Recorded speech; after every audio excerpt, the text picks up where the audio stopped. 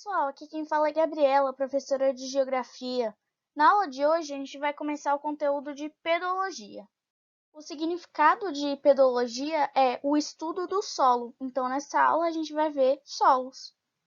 Mas antes da gente ver os tipos de solo, a gente tem que saber o que é solo e como ele é formado. Existem várias definições de solo, mas a que eu adotei para as nossas aulas foi a seguinte. Solo é uma coleção de corpos naturais dinâmicos que contém matéria viva e é resultante da ação do clima e da biosfera sobre a rocha, cuja transformação em solo se realiza durante certo tempo e é influenciada pelo tipo de relevo. O que a gente pode tirar do texto é que o solo é uma composição de rocha mais matéria orgânica que, com o passar do tempo, vai sendo afetado pelo clima e pelas ações biológicas. A gente já viu, então, o que é solo, só que a gente viu também que existem alguns fatores determinantes para a formação desse solo. Esses fatores são a rocha matriz, porque cada tipo de rocha forma um tipo de solo diferente. O clima, que vai determinar a ação do intemperismo e da erosão nessa rocha. Os organismos vivos, que são os decompositores de restos de plantas e animais, que eventualmente vai virar matéria orgânica nesse solo.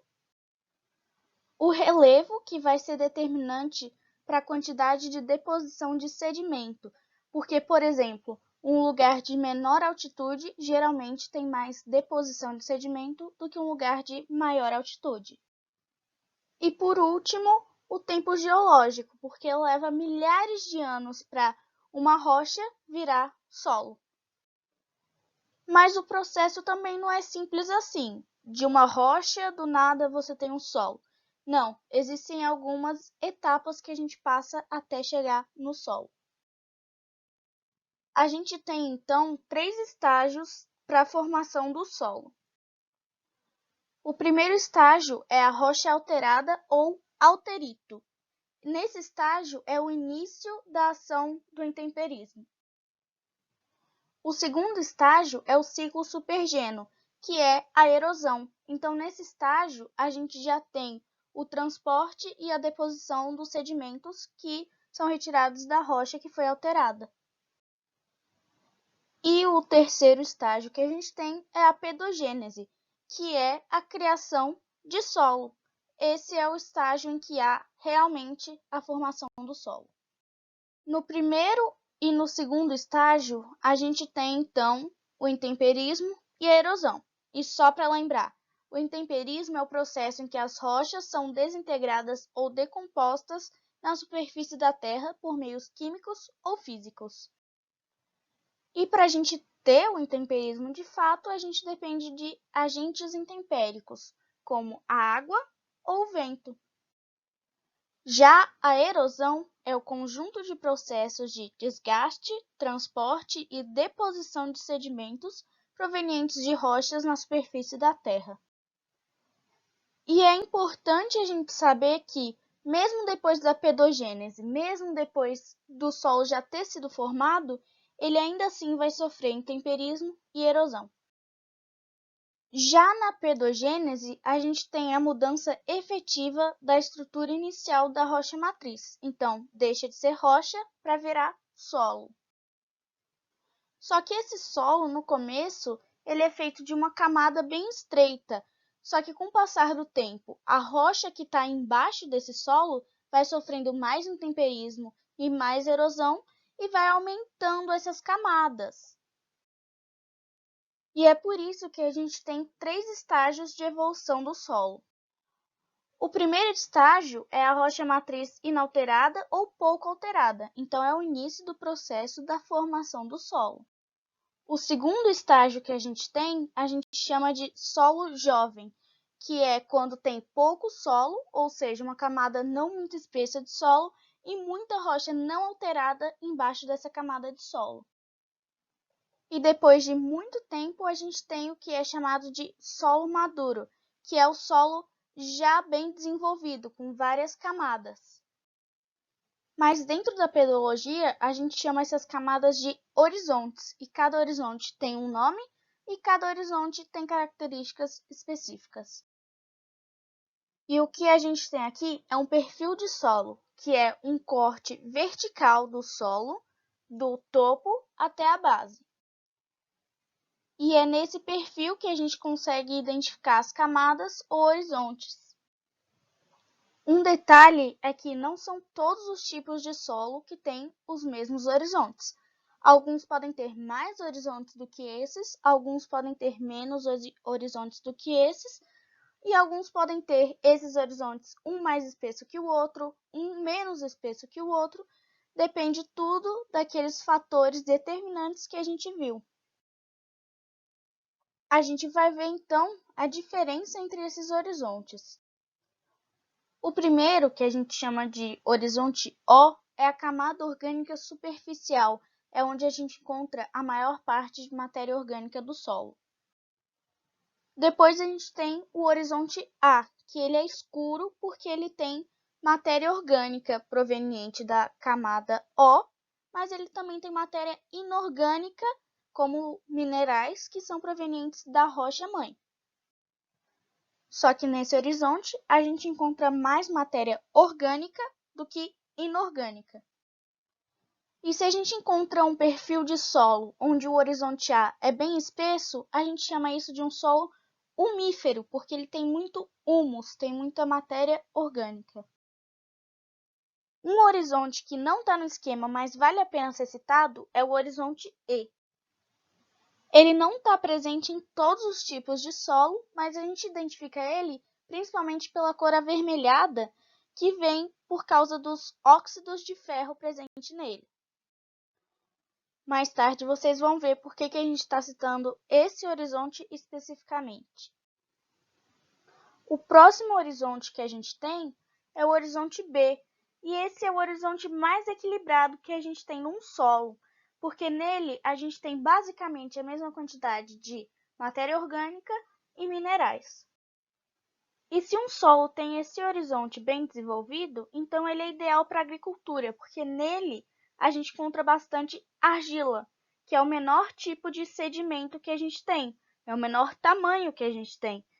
Então, não tendo muito espaço entre os sedimentos, lá fica retido muita água e nutrientes que vão ser importantes para as plantas. E por fim, a gente tem o horizonte C, que a gente chama de camada de transição ou saprólito. Isso porque esse é o horizonte que faz a transição entre o solo e a rocha matriz. Então, nele, a gente quase não encontra matéria orgânica, só os sedimentos e minerais provenientes da rocha matriz. Existem vários meios de diferenciação dos solos, eu vou citar só alguns. A gente pode, então, diferenciar os solos quanto à cor, então eles podem ser avermelhados e amarelados, ou escuros ou claros. Os solos que são avermelhados e amarelados, eles têm grande presença de óxidos de ferro. Então, nesses solos, a gente vai encontrar o horizonte E. Já os solos escuros, eles têm grande presença de matéria orgânica. Então, nesses solos, os horizontes A e B devem ser bem desenvolvidos. Já um solo claro significa que tem ausência ou tem pouca matéria orgânica nesse solo. Isso indica para a gente que talvez os horizontes A e B sejam menores e bem menos desenvolvidos. A gente pode diferenciar o solo também quanto ao local que ele é formado. Nessa categoria, a gente separa entre solos eluviais e aluviais. Quando um solo é eluvial, significa que a formação dele foi a partir de uma rocha daquele mesmo lugar. Já um solo aluvial significa que esse solo foi formado a partir de uma rocha de outro lugar. Então, os sedimentos dessa rocha são trazidos pela água ou pelo vento e são depositados ali naquele lugar para formar esse solo. A gente pode diferenciar também os solos quanto à textura. Nesse caso, a textura significa o tamanho dos sedimentos presentes nesse solo. Quando um solo tem a predominância de argila, significa que nesse solo os sedimentos são menores do que 0,02 milímetros ou 2 micrômetros. Já quando a gente encontra predominância de silt, significa que os sedimentos são de 0,02 milímetros até 0,05 milímetros. Agora, se o solo é composto predominantemente de areia, significa que os sedimentos são de 0,05 milímetros a 2 milímetros. Então, quanto à textura, a gente chama de solo argiloso, aquele que tem maior quantidade de argila. E como eu já falei, no solo argiloso, os sedimentos são bem juntos uns dos outros, então eles retêm bastante água, sais minerais e nutrientes. Se um solo é siltoso, significa que ele tem maior quantidade de silt. Se um solo é arenoso, ele tem a maior quantidade de areia. Nesse caso, a areia é considerada relativamente grande, então é um sedimento grande. Então, nesse tipo de solo, a gente não tem grande retenção de água e nem de nutrientes. E por fim, um solo que não estava no slide anterior, mas é cabível citar aqui, é o solo umífero, que a sua composição é de maior quantidade de matéria orgânica. A gente já viu então o que é solo, como é formado e algumas das diferenciações dele. Agora a gente vai ver 4 dos principais tipos de solo do Brasil. O primeiro tipo de solo que a gente vai ver é o nitossolo. Esse é o nome científico dele, mas ele é mais conhecido por terra roxa, que de roxa não tem nada. Esse nome vem do italiano, terra rossa, porque os italianos, quando chegaram nesses lugares e viram a terra vermelha, eles falaram terra rossa, porque no italiano vermelho é rosso. E os brasileiros, ouvindo terra rossa, traduziram para terra roxa, e o nome ficou até hoje. Esse solo é então avermelhado, principalmente pelos óxidos de ferro nele. Esse solo ele é formado a partir do basalto, que é uma rocha ígnea ou magmática. Mas aí você lembra das nossas aulas de ciclo das rochas e se pergunta: mas as rochas magmáticas não são provenientes do derramamento de lava e da expulsão de magma do manto para a superfície? E como pode ter rocha magmática no Brasil se a gente não tem vulcão ativo e não está na borda da placa tectônica?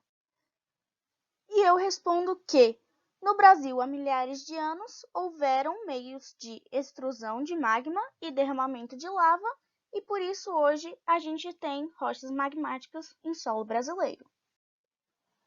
E a gente encontra esse tipo de solo no oeste de São Paulo e no norte do Paraná.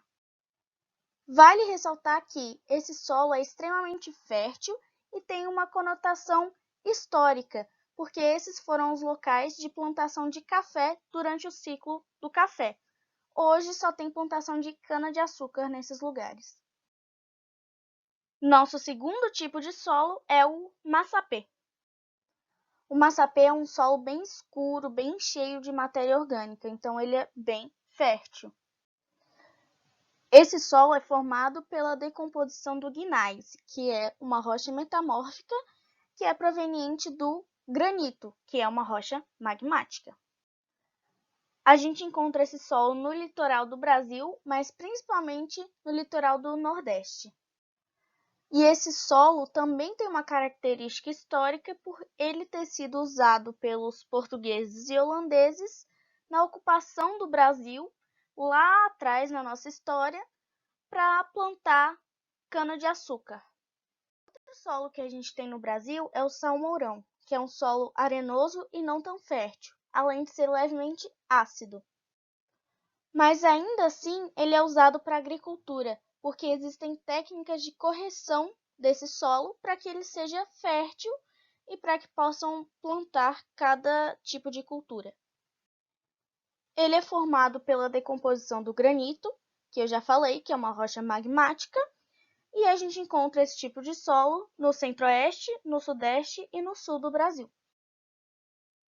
E o último tipo de solo que a gente vai ver são os solos aluviais. Como a gente já citou, solos aluviais são solos formados por fragmentos de rochas provenientes de outros lugares. Esses fragmentos são transportados principalmente pela ação eólica, ação do vento.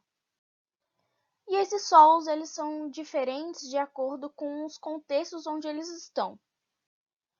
Então, se esse solo está numa região árida ou semiárida, ele é pobre em nutrientes. Agora, se esse solo está em um lugar de cobertura vegetal, então ele vai ser levemente fértil. Isso mostra que a gente consegue encontrar esse solo em vários lugares dentro do Brasil. Mas a gente encontra eles principalmente em áreas de várzeas de rio, que são áreas cultiváveis acima das margens dos rios.